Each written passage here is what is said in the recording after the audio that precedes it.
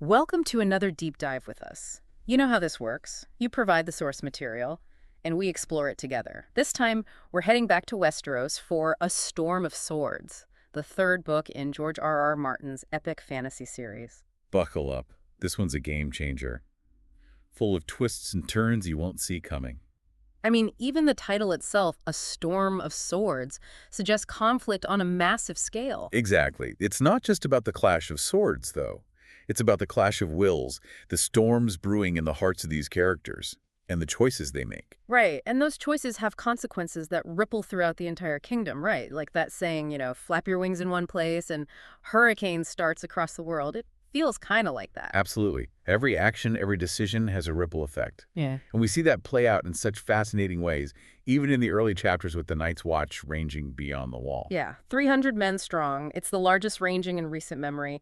And there's this sense of foreboding right from the start, like something big is about to happen. And it's not just the wildlings they're worried about. Remember, the prologue sets the stage for this ancient, almost mythical threat. The others. Right, the White Walkers. Those creepy ice creatures most of Westeros dismisses as legend. But we know better, don't we? We do. And that's the genius of Martin's writing. He weaves these seemingly disparate threads together. You have the immediate concerns of the Night's Watch, dealing with deserters and wildling threats, but then he layers in this much larger, more terrifying danger lurking in the shadows. And it's interesting how he uses characters like Chet and Sam Tarly to highlight the tensions within the Watch itself. Oh, Chat. He's such a great example of a character driven by self-preservation. He's just trying to survive, even if it means betraying his brothers. And then you have Sam, who's terrified but also incredibly observant. He's the one who recognizes the three blasts of the war horn, the ancient warning for the others. That's such a pivotal moment. It's like a tiny seed that Martin plants, and we know it's going to grow into something huge and terrifying. And speaking of terrifying, can we talk about the Red Wedding? I mean, that scene just left me speechless. It's brutal, but it's also a masterclass in plotting and subverting expectations. And it all stems from Robb Stark breaking his oath to marry a Frey, choosing love over duty. Right, Robb's decision to marry Jane Westerling seems like a simple matter of the heart, but in this world, personal desires can have massive political consequences. Absolutely. He ignites a powder keg of resentment, and it ultimately leads to his downfall. And it's not just Robb who suffers. His entire army is slaughtered. His mother is killed. It's a massacre that sends shockwaves through Westeros. And let's not forget the mastermind behind it all, Tywin Lannister. He's a brilliant strategist, but also incredibly ruthless. Yeah, he's not afraid to get his hands dirty, is he? Yeah. The Red Wedding shows just how far he's willing to go to secure his family's power. It makes you question the cost of ambition, doesn't it? Yeah. What are you willing to sacrifice to achieve your goals? It's a question that haunts many characters in this book, even Jaime Lannister. He starts out as this arrogant, almost cartoonish villain, but he goes through a profound transformation. Especially after he's captured and loses his sword hand, it strips him of his identity, his sense of self. And that's where Brienne of Tarth comes in. Her unwavering loyalty and sense of honor challenge Jaime's cynicism and force him to confront his own values. Their relationship is so complex. It's not romantic, but it's deeply impactful. They see something in each other that no one else does. They push each other to grow, to evolve. And that's something we see in several character arcs throughout the book. It's like these characters are all on these journeys of self-discovery, even amidst the chaos and violence. And sometimes those journeys are brutal, but they're always compelling. Like Tyrion Lannister's storyline. He's always been a survivor, but in A Storm of Swords, he faces challenges unlike any he's encountered before. Oh, absolutely. He's framed for Joffrey's murder. His own father turns against him. He's forced to fight for his life, even though he's innocent. Which, speaking of Joffrey's murder, that's a whole other layer of intrigue. Martin does such a great job of keeping us guessing who really killed the king and why. It's a puzzle, isn't it? There are so many suspects, so many motives, and the way Martin uses unreliable narrators adds to the mystery. You never quite know who to trust. It keeps you on the edge of your seat, wondering what's going to happen next. And speaking of twists and turns, can we talk about Arya Stark? She goes through so much in this book. She's forced to flee King's Landing after her father's execution. She witnesses horrific violence. She's constantly on the run, trying to survive. She's such a resilient character, though. Even when faced with unimaginable cruelty, she finds a way to keep going. She has to adapt to become someone else in order to survive. It's heartbreaking, but also inspiring. And then there's Jon Snow. He's infiltrating the wildlings, trying to understand their culture, their motivations. It's a dangerous game he's playing, walking a tightrope between two worlds, and he's starting to question everything he thought he knew about honor and duty. It's like both Arya and Jon are being stripped of their identities, forced to confront who they really are at their core. Exactly, and those journeys of self-discovery are really at the heart of a storm of swords, when you say. Definitely. And we haven't even touched on Daenerys Targaryen yet. Her story in A Storm of Swords is all about power and the complexities of leadership. She's building an army, liberating cities, but she's also making tough choices, choices that have consequences. And she's constantly being tested. Her advisors question her decisions. She faces betrayals and setbacks, but she never gives up on her vision of a better world. She's a force of nature, isn't she?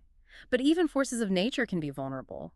Remember that prophecy, the one about her being betrayed 3 times. Yeah. It adds this layer of tension to everything she does. And it makes you wonder, who will betray her? And how will those betrayals shape her destiny? So many questions, and that's what makes A Storm of Swords so captivating. It's a book full of twists and turns, complex characters, and thought-provoking themes. It's a story that stays with you long after you finished reading it. And we've only just scratched the surface. And it really is a whirlwind, right? Like 1 minute you're cheering for Daenerys as she conquers slavers. The next, you're horrified at the brutality of the Red Wedding. Yeah, and that's something we touched on in part 1, but it really deserves further discussion, you know? Like how Martin isn't afraid to show the darkness of this world, but he always balances it with these moments of hope. These little flickers of humanity that shine through in the most unexpected places. Like you were saying about Shamie and Brienne, you know, they challenge each other. They push each other to be better versions of themselves. They see past the labels the King's Lair and the Maid of Tarth and recognize the complexities within each other. And their relationship really speaks to this idea of defying expectations, right? Like you don't have to be limited by what society tells you should be. You could forge your own path. And we see that with so many characters like Arya, for example. She's forced to disguise herself as a boy to survive. She has to become someone else entirely. It's heartbreaking to see her lose her innocence, but it's also incredibly empowering to see her strength and resilience. And then there's Jon Snow grappling with his bastard identity, struggling to find his place in the world. Torn between the Night's Watch and the wildlings. Right. It's like Martin is asking,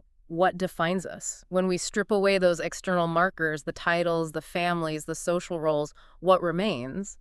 It's a question that resonates with all of us in a way, don't you think? Absolutely. And it's especially interesting to see how that question plays out for someone like Jaime Lannister. You know, he loses his sword hand, his identity as a warrior. It forces him to reevaluate everything he thought he knew about himself. And Brienne plays a crucial role in that transformation, right? She challenges his cynicism and forces him to confront his own hypocrisy. She sees the potential for good in him, even when he doesn't see it himself. And speaking of potential for good, it makes me think about the Night's Watch. They're facing this existential threat from the others, but most of Westeros doesn't even believe they exist. It's such a lonely burden for them to carry. And they seem so ill-equipped for it, you know? Yeah, they're undermanned, under-resourced, and constantly struggling with internal divisions. It's almost like a metaphor for the Seven Kingdoms as a whole, isn't it? Totally. Fragmented and divided while this massive threat looms on the horizon. It makes you wonder if they can put aside their differences in time to face the real enemy. It's a question that hangs over the entire book. And not just with the Night's Watch, but with all the different factions vying for power.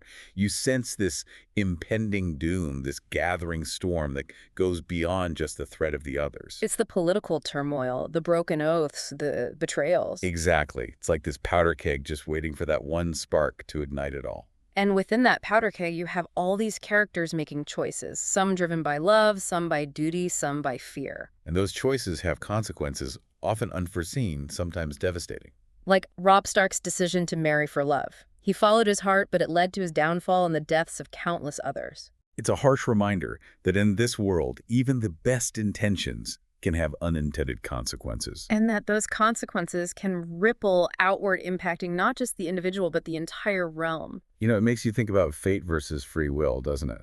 Like, do we truly control our own destinies? Or are we just pawns in some larger game? It's a question that Martin seems to grapple with throughout the book. He gives us glimpses of prophecy suggesting a predetermined course, but then he shows us characters making choices defying expectations. Like Daenerys, for example. Yeah. She was sold into marriage, widowed, left to fend for herself.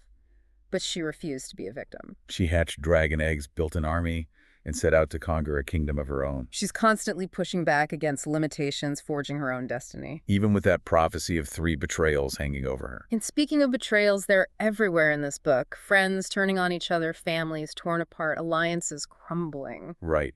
It highlights how fragile trust is in this world, how easily shattered. And it's especially relevant for Jon Snow as he navigates the world of the wildlings. He has to lie, deceive, and betray his own vows to survive. It's a dangerous game he's playing, walking a tightrope between 2 worlds. And you can see how it's starting to wear on him. Yeah, and it makes you think about the cost of survival, doesn't it? What are you willing to sacrifice to stay alive? Your morals, your identity. And it's not just Jon who's facing these tough choices. Arya, too, is forced to make impossible decisions to harden herself and do whatever it takes to survive. We see her innocence chipped away little by little, and it's really heartbreaking to witness. But it's also a testament to her strength, you know? It is. She refuses to be broken by the cruelty of the world around her. It's like Martin is showing us the harsh realities of this world. Adaptation is essential for survival, but sometimes that adaptation comes at a cost to your very humanity. It's a dark but compelling message. And it's not just the characters who are struggling to survive, right? It's the kingdoms themselves. The entire system feels like it's on the verge of collapse. You sense this underlying instability, like the ground could shift at any moment. And even those who seem to be winning the game, those who are amassing power, they're not immune to the repercussions of their actions. Look at Tywin Lannister. He might be a brilliant strategist, but he's alienated his children. He's created enemies within his own family. He built an empire on fear and control, but that kind of foundation is inherently unstable. It makes you wonder, is it even possible to win the Game of Thrones without losing yourself in the process? Right. It feels like a Faustian bargain. And as we watch these characters navigate their choices, their triumphs, their tragedies, you can't help but wonder what the ultimate cost will be. For them and for Westeros as a whole, yeah, it's like that classic saying, right? Power corrupts and absolute power corrupts absolutely. It's a theme that runs throughout history, and it certainly plays out in Westeros. And even amidst the darkness and brutality, there are these glimmers of hope, moments of compassion and love that shine through. Right? It's like Martin is reminding us that even in the darkest of times, even in the face of unimaginable cruelty, the human spirit can still endure, still find ways to connect and persevere. Like Sandor Clegane the Hound, for example. He's this brutal, cynical figure, but he protects Arya. He shows moments of genuine compassion for her. He's a walking contradiction, really. And that's what makes him so fascinating. He defies easy categorization. Right, and it's not just him. It's like the whole world Martin has created is full of nuance and contradictions. You're constantly challenged to reevaluate your perceptions. Like, who's the real villain? Who are you rooting for? The lines get blurred pretty quickly.